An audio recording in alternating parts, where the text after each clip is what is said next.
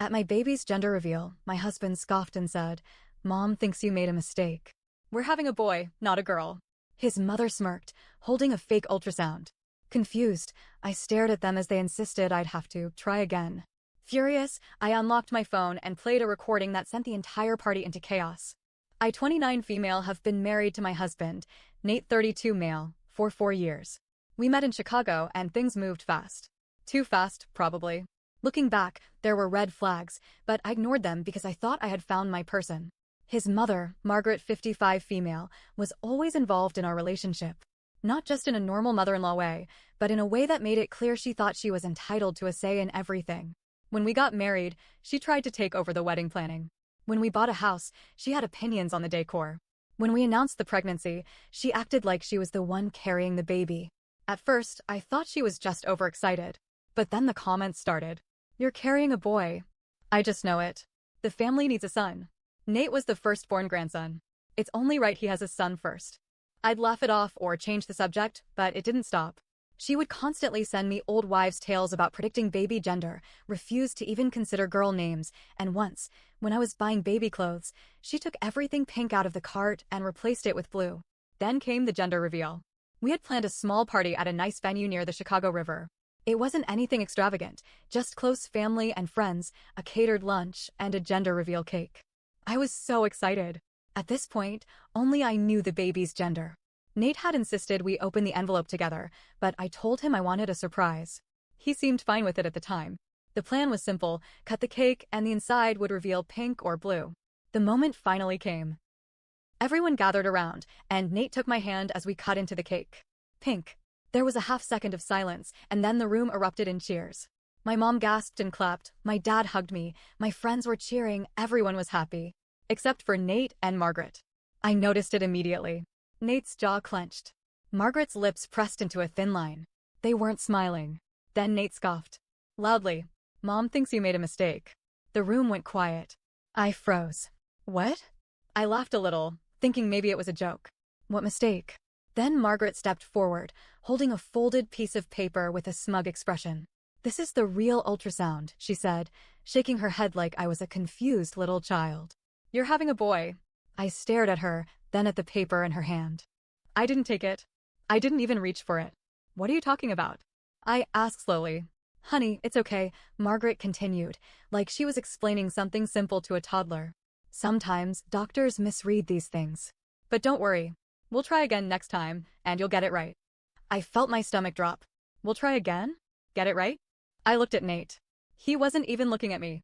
He was just nodding along with his mother, arms crossed, like this wasn't completely insane.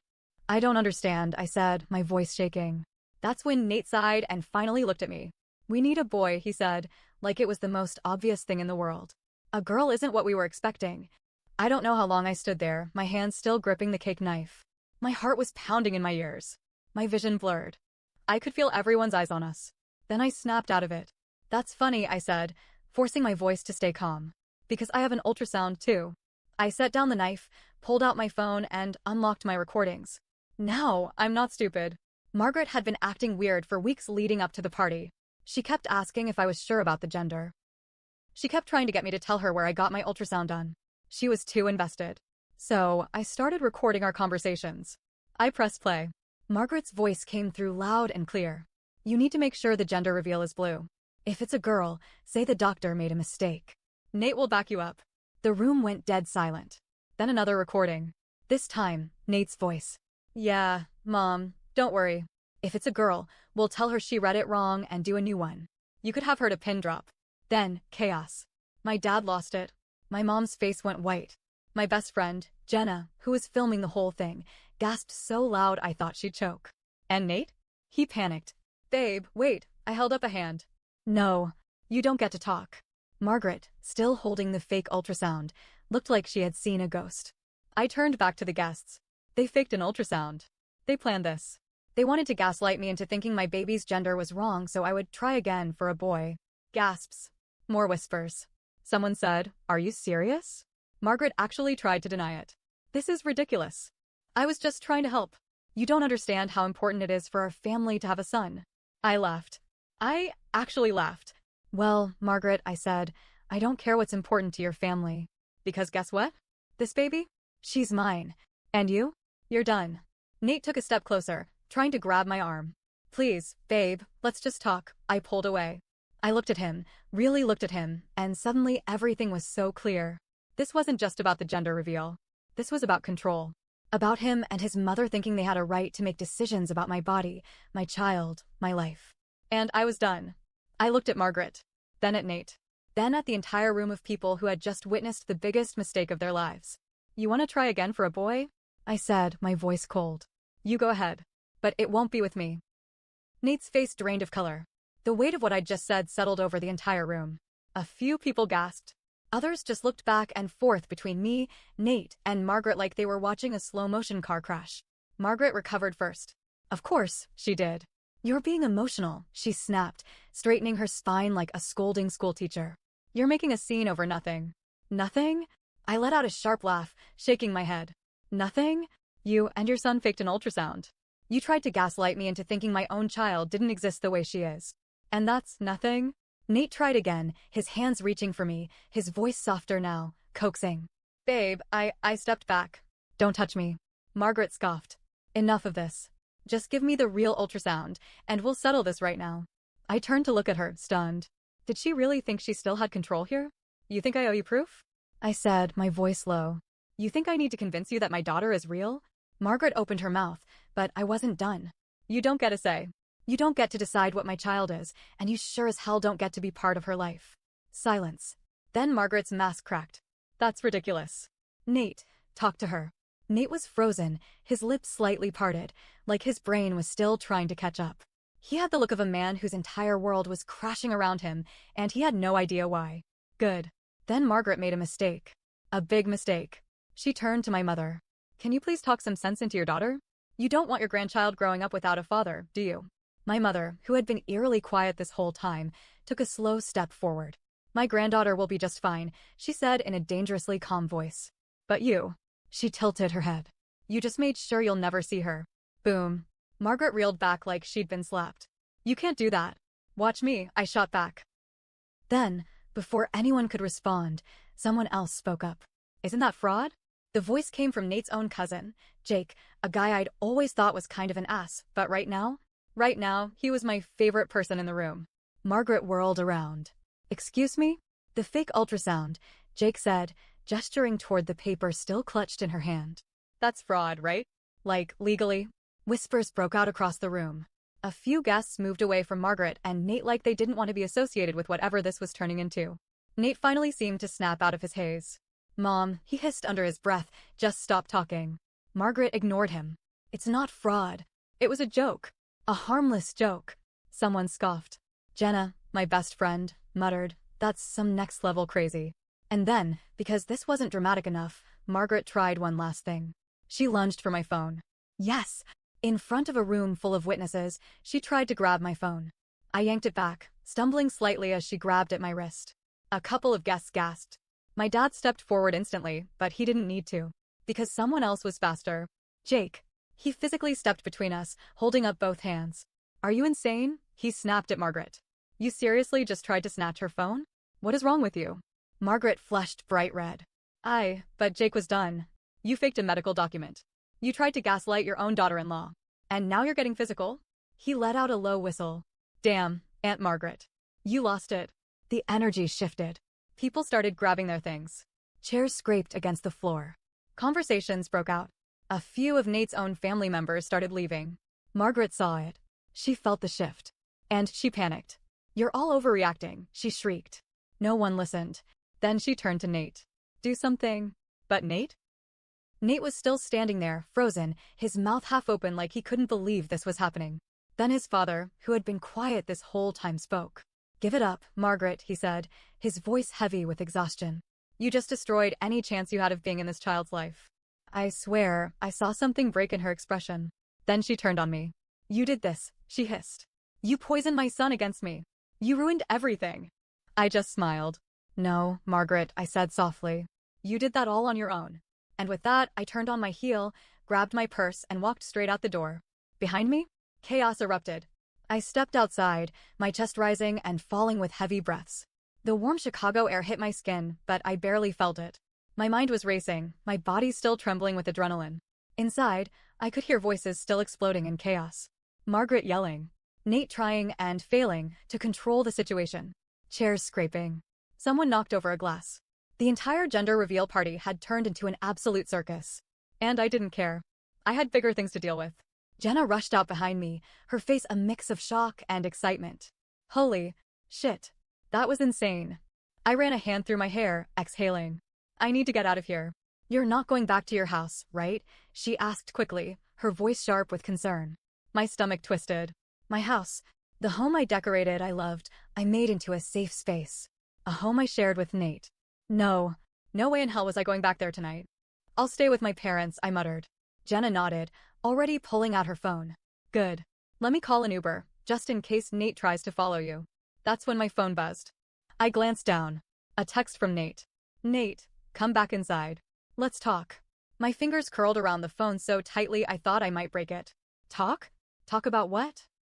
The fact that he and his mother had just tried to gaslight me into thinking my baby's gender was wrong? The fact that they had humiliated me in front of everyone?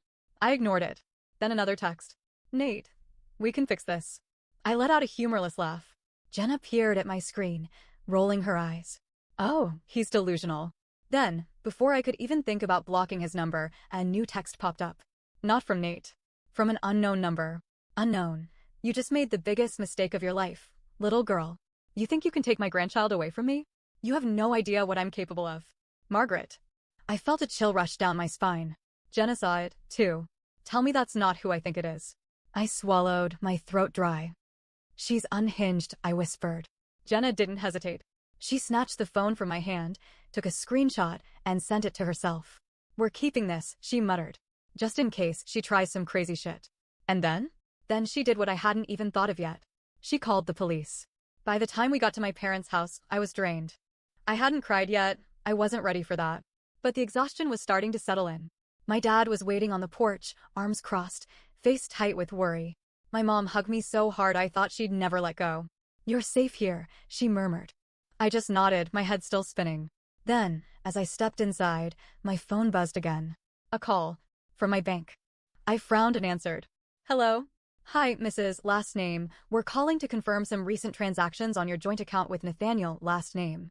I stopped walking. What transactions? The woman on the other end hesitated. There's been a withdrawal of $12,000 from your shared savings account, as well as a new line of credit opened in both of your names. We just need verbal confirmation that these were authorized by you. My stomach dropped. I turned and looked at my parents, my voice barely above a whisper. I didn't authorize anything. A beat of silence. Then the woman's voice returned, more urgent now. Mrs. Last name, I strongly recommend you contact your lawyer and the authorities. It appears these actions were taken without your consent. And just like that, my entire life shattered even more. Nate had stolen from me. I called Jenna into the room, put the phone on speaker, and explained the situation. My dad was already grabbing his car keys. Where are you going? I asked. To get your name off that damn account, he said, seething. But before he even made it out the door, something else happened. My phone rang again. This time, an unknown number. I hesitated. Then I answered. Hello? A man's voice came through. Low. Serious. You don't know me, but I think you should sit down for this. My heart pounded. Who is this? He sighed. My name's Daniel. And I think you need to know the truth about your husband. I exchanged a sharp look with Jenna. What truth? I demanded. Daniel let out a bitter chuckle. The truth about who he's been seeing behind your back for the past 6 months. I swear, for a second, my entire body just shut down. I sat down. My hands were shaking. Who? I forced out. Daniel sighed. My sister. And trust me, she had no idea he was married. And across from him? A woman. Her. The one from the pictures. Her eyes widened when she saw me. Oh my God, she gasped, standing up so fast she knocked over her drink. Nate shot to his feet, his face draining of color. What are you doing here? He stammered. I let out a slow breath, staring at him. I could ask you the same thing. His jaw tightened. Look, this isn't what it, save it. I cut him off. I know everything. I got a call from her brother. I have pictures. I know you've been doing this for months. The woman, let's call her Ashley, because I honestly didn't care about her real name, looked horrified. Wait. She's your wife, she whispered. Nate didn't answer. And that? That was all she needed to know. She turned on him, eyes blazing. You told me you were divorced. I actually laughed. Oh, sweetheart, he didn't just lie about that. He also emptied our savings account and committed bank fraud in my name. Ashley staggered back. You what? Nate swallowed hard, running a hand through his hair. He was unraveling fast.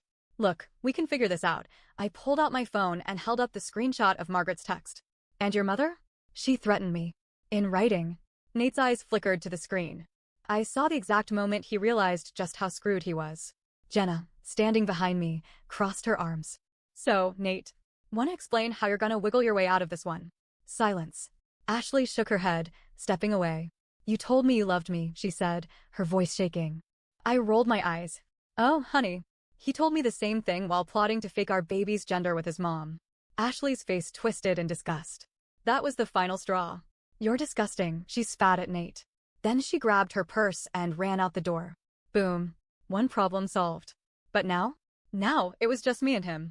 Nate turned to me, his face hardening. Okay, you made your point. Now let's sit down and you don't get to tell me what to do anymore. I took a step closer, my heart pounding but my voice steady. You and your mother tried to erase my daughter before she was even born. You stole money from me. You cheated on me. And you honestly thought I wouldn't find out. His hands curled into fists. You're overreacting. That did it. I snapped. Overreacting. My voice rose. Overreacting? You gaslit me. You stole from me. You tried to control my pregnancy. You lied to me for months. Nate's jaw clenched. You're making a mistake. You think you can just walk away? Do you know how hard it'll be as a single mom? I smiled. I actually smiled. Oh, Nate. I stepped forward, my voice almost gentle. You think I'm leaving with nothing? I reached into my bag and pulled out the folder. The divorce papers. Already drafted. Already notarized. Already set in motion. Nate stared at them. Surprise, I said, throwing them on the coffee table. He grabbed them, flipping through the pages. You can't be serious. Oh, I'm dead serious. Then? The final blow. I also froze the accounts. Moved everything under my name. You won't see a single penny of what's left. His face turned red. You can't. I already did. His breathing turned erratic. You're ruining my life. I let out a humorless laugh.